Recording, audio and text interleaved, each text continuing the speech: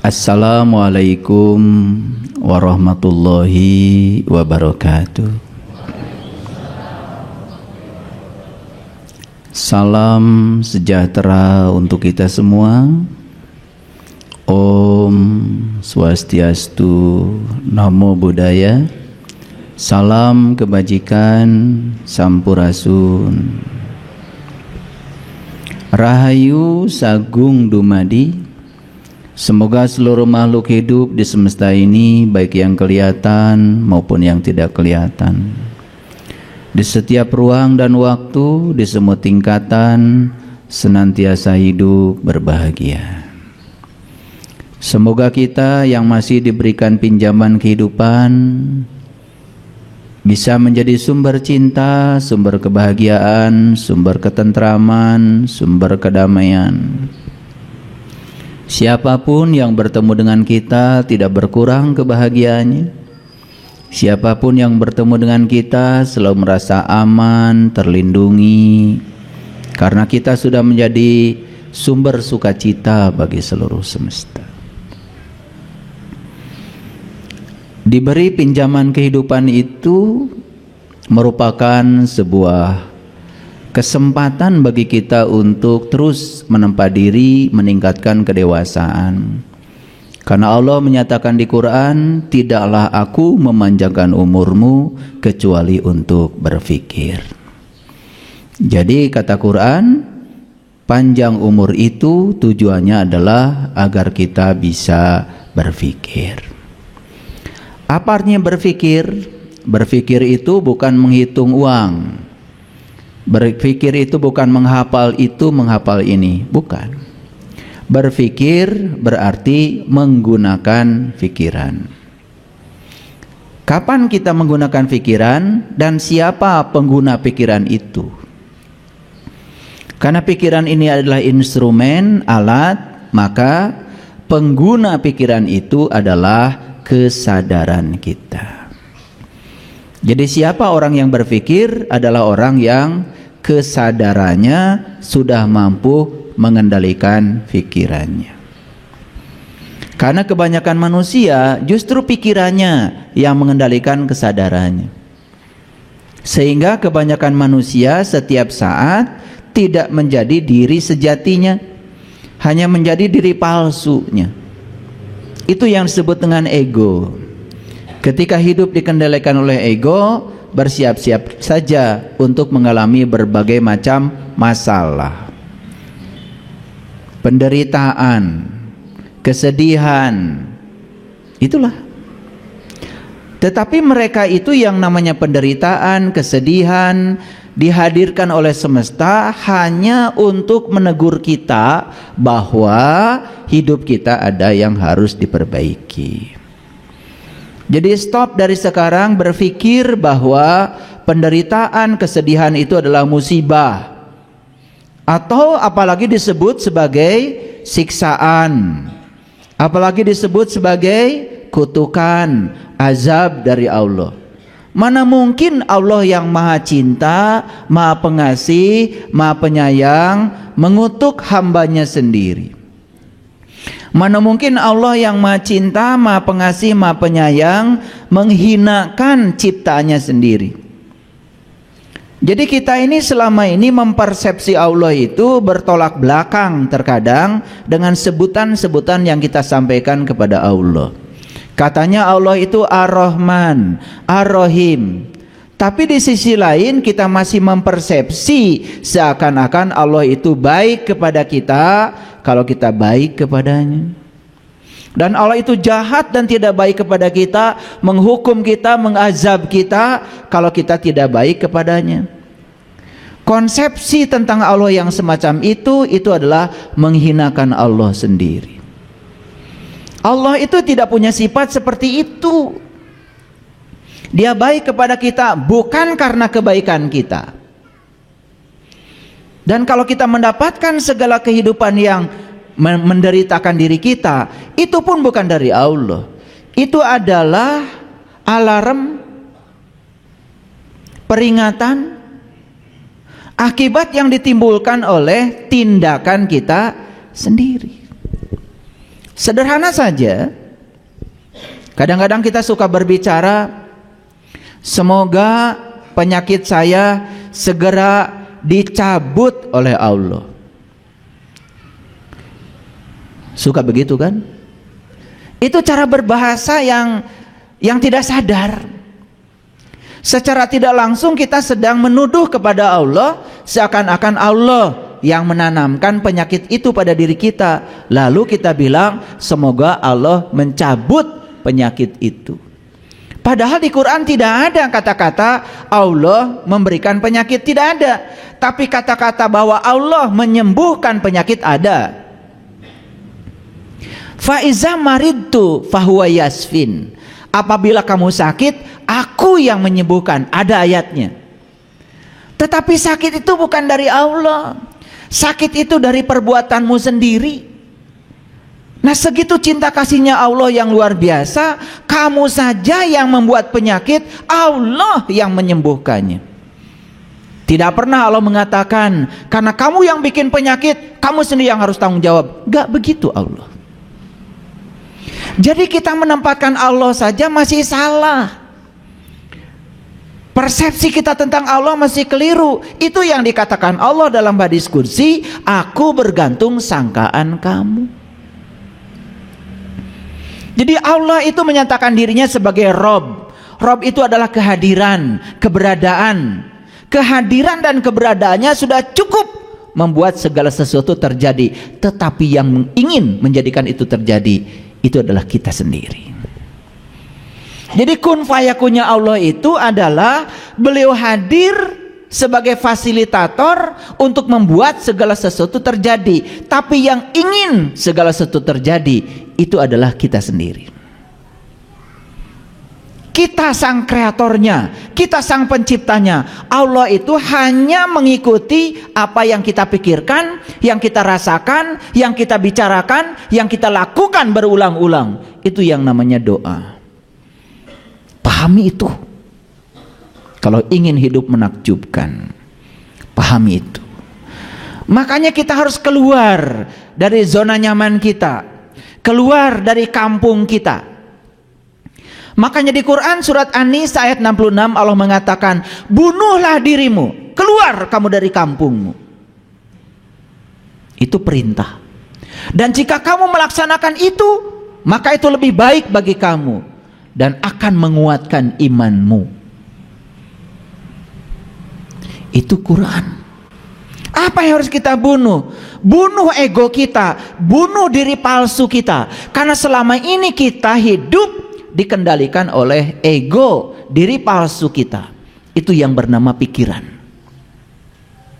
Pikiran mana yang disebut dengan ego? Pikiran yang belum tersentuh oleh cahaya ilahi. Saya pastikan ya, setiap pikiran yang belum diterangi oleh cahaya ilahi, belum ketemu nur ala nur, belum ketemu matahari ruhani dalam dirinya, itu yang disebut dengan pikiran gelap. Dan itu yang selama ini mengendalikan kita, cuman kita tidak sadar. Oleh karena itu hari ini saya akan memberikan hadiah buat kita semua. Saya akan membuka rahasia berserah diri. Karena selama ini kita cuma bicara, ayo kita berserah diri, ayo kita berserah diri. Caranya seperti apa sih berserah diri itu? Sama seperti kita disuruh untuk ingat kepada Allah. Malah nyebut-nyebut nama Allah. Padahal ingat dan menyebut itu berbeda. Menyebut itu di sini pakai mulut. Ingat itu kan di batin kita. Dan setiap kita menyebut, kita mengklaim seakan-akan kita sudah ingat kepada Allah. Itulah sesungguhnya kita selama ini, gak jelas. Disuruh tobat, malah minta ampun. Padahal tobat itu bahasa Arab, artinya kembali. Kembali kamu pada jati dirimu. Tobat dan minta ampun itu sesuatu yang berbeda. Kalau kita sudah kembali kepada Allah, ya Allah akan mengampuni otomatis. Bahkan Allah mengatakan, inna fatahna laka fatham mubina liyaghfira lakallah ma taqaddama min dambika wa ma ta'akhkhar. Hari ini kamu terbuka kembali penglihatanmu, sehingga kamu bisa melihat jati dirimu, kembali kepada Allah. Maka aku ampunkan bahkan dosamu yang lalu, termasuk juga dosamu yang akan datang. Begitu kata Allah dalam Al-Quran.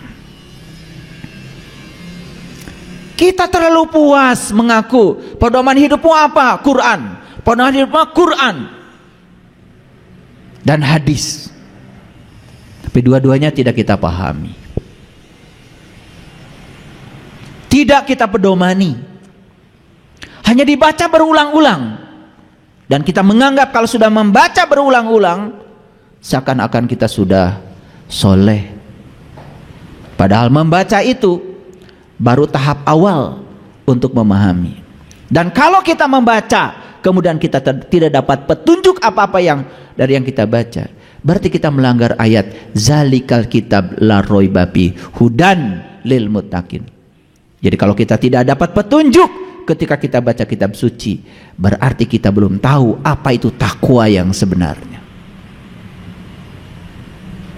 Oleh karena itu, mari kita bersyukur kita telah diundang oleh Allah di tempat yang penuh berkah ini.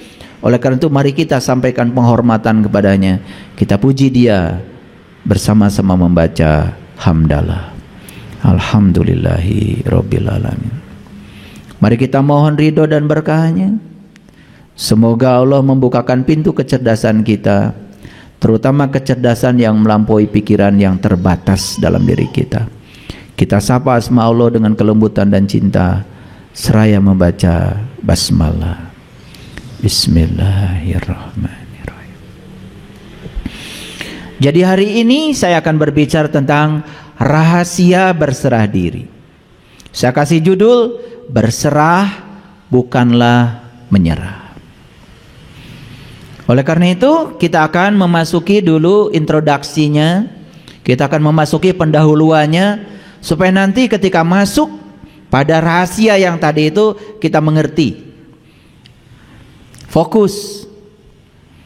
Karena saya akan mencoba mengkombinasikan ayat-ayat Al-Quran dengan temuan-temuan baru para peneliti di bidangnya, terutama para psikolog yang terus mengembangkan pengetahuan baru tentang neuroscience. Jadi nanti akan ada banyak sekali ya rahasia-rahasia untuk menjelaskan ini. Ya, saya ambil dari data-data hasil penelitian yang sudah dipublish, yang sudah dinyatakan dalam bahasa saintifik, dan saya coba akan terjemahkan dalam bahasa yang mudah dimengerti. Jadi setiap hari saya ini punya langganan jurnal dan saya berbayar. Jadi saya punya langganan jurnal yang berbayar, jurnal-jurnal yang terindeks, jurnal-jurnal yang sudah diakui ya keabsahannya oleh para ilmuwan di seluruh dunia.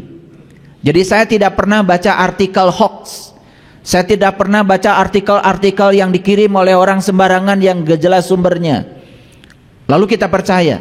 Saya tidak pernah baca yang gitu.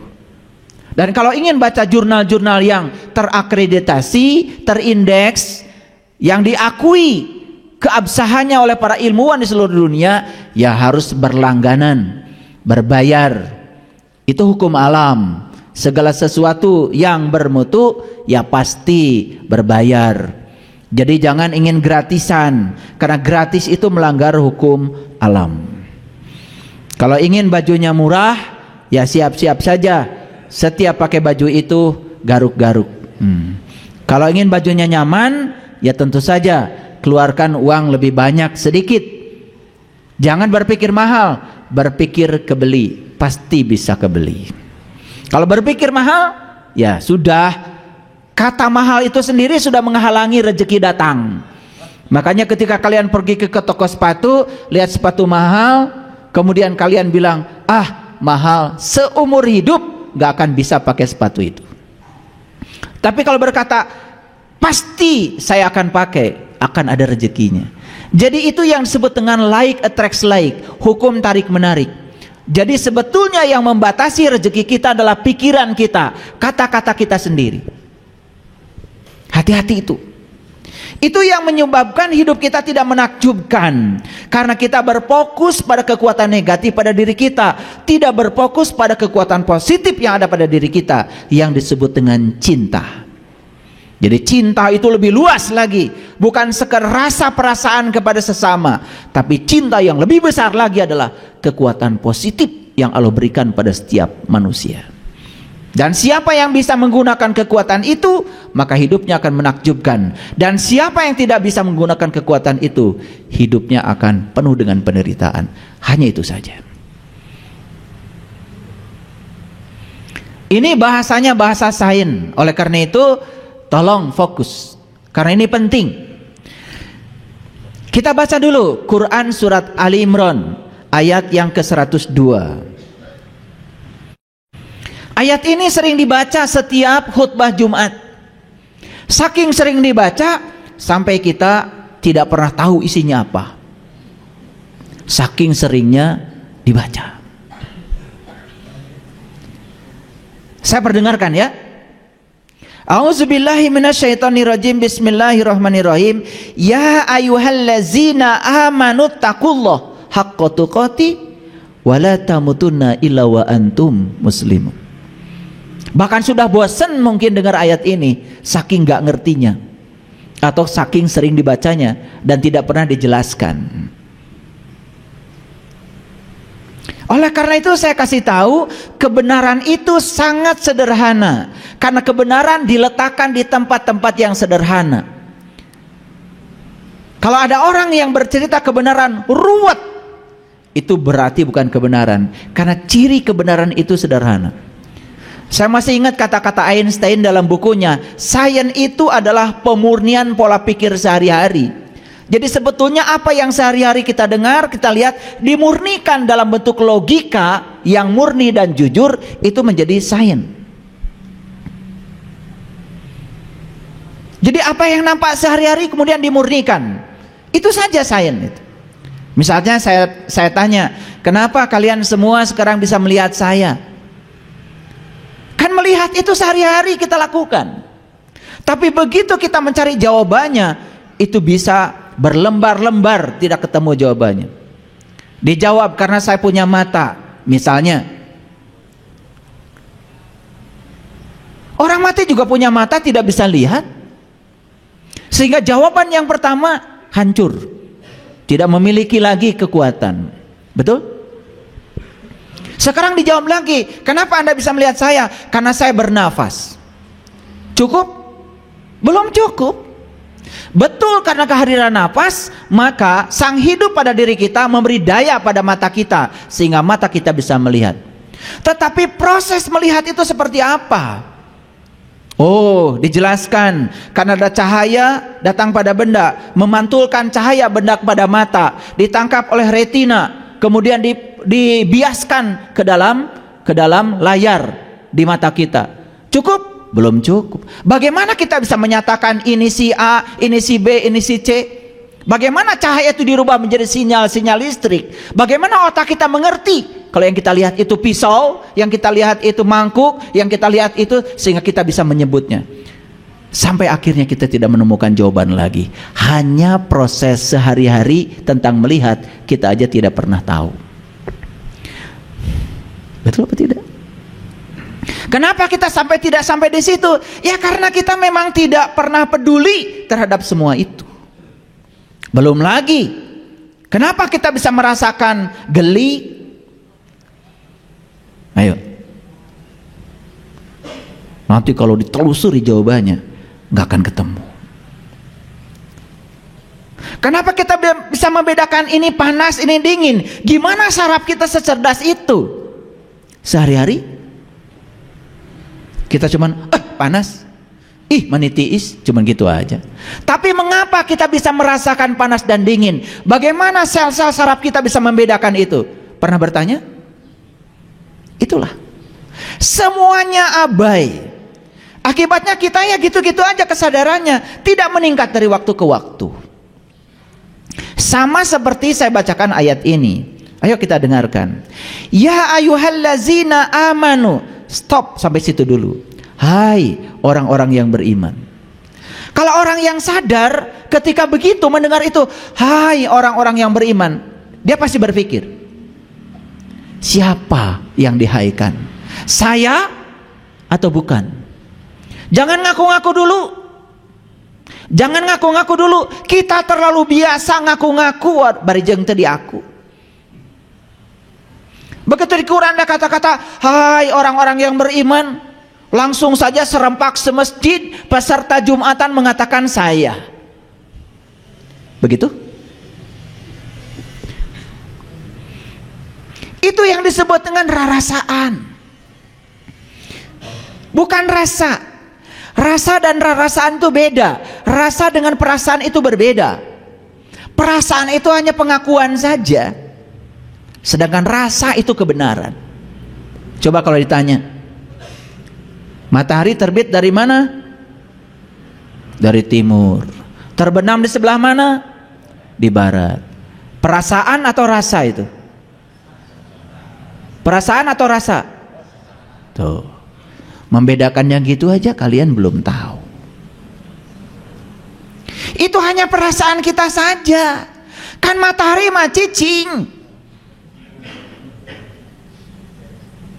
Kecuali matahari itu pagi-pagi nongol, terus yang matahari itu kemana-mana. Cicing. Matahari itu adalah pusat tata surya. Yang bergerak itu bumi kita. Bumi kita tuh bergerak. Di samping dia berevolusi, dia juga berotasi. Dia tuh berotasi gini sambil berevolusi. Nah, bergerak di sumber rotasinya namanya rotasi. Mengelilingi sumber rotasi matahari itu namanya berevolusi. Kartos. Jadi matahari mah nggak pernah kemana-mana. Yang bergerak itu bumi. Sehingga akibat bumi itu berotasi dan berevolusi, terjadilah siang dan malam. Jadi terbit dan terdemnya matahari itu bukan berarti matahari itu pagi-pagi datang, sore tidak ada. Bukan begitu. Karena bumi kita yang berotasi dan berevolusi. Jadi yang benar itu matahari itu diam, bumi kita yang bergerak. Itulah bedanya rasa dan rarasaan. Rarasaan teh geus salat. Ditanya oleh saya tadi, salatmu mengingat apa? Segala emut. Bahkan apa yang tidak diingat ketika tidak sedang sholat, ketika sholat itu mendadak ingat. Maka kita menjadi gede rasa karena rarasaan. Rarasaan teh geus sholat asa menang pahala jaga di akhirat. Asa surga teh geus asupan ku urang. Itu rasa apa rarasaan? Rarasaan. Kalau sholatnya sudah sampai pada rasa, sudah tidak lagi memikirkan pahala, sudah tidak memikirkan surga, sudah tidak memikirkan neraka. Yang dia lakukan setelah sholat, kesadaran apa yang terjadi pada diri saya?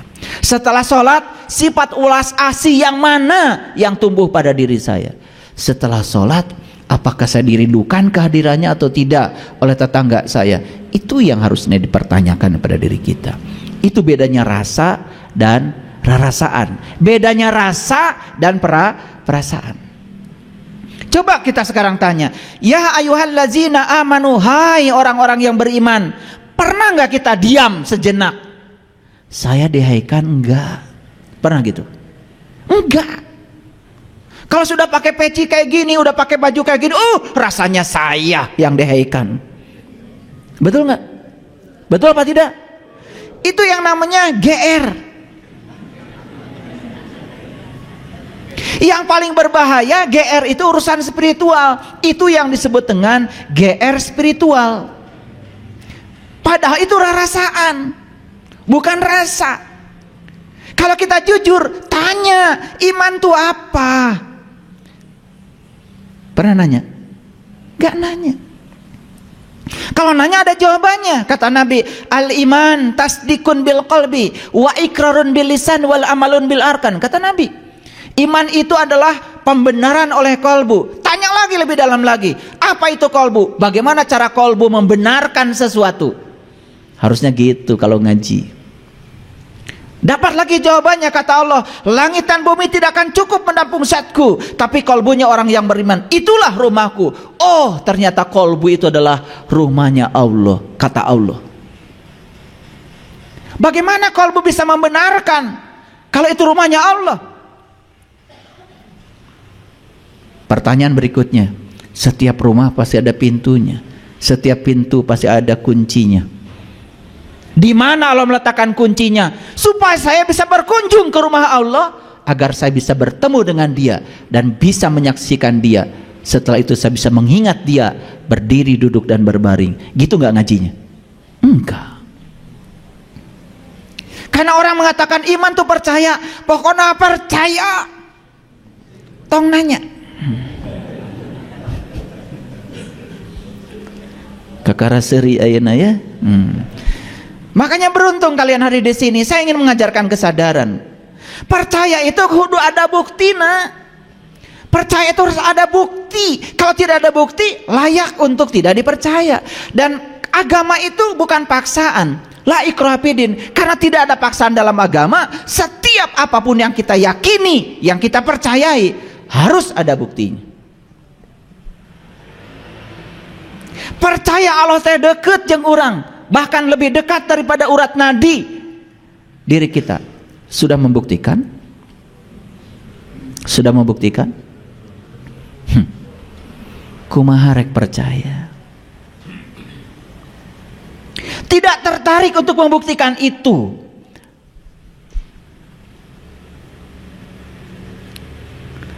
Jadi kalau kolbu itu sudah bisa membenarkan, maka lisan kita jadi benar, lisan kita jadi benar.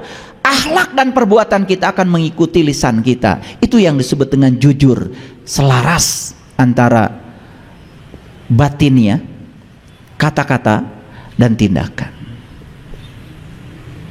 Kan kita biasa tidak selaras, di dalamnya seperti apa, keluar kata-katanya seperti apa, yang dilakukan seperti apa, bahkan melanggar janji. Itu pun dianggap biasa.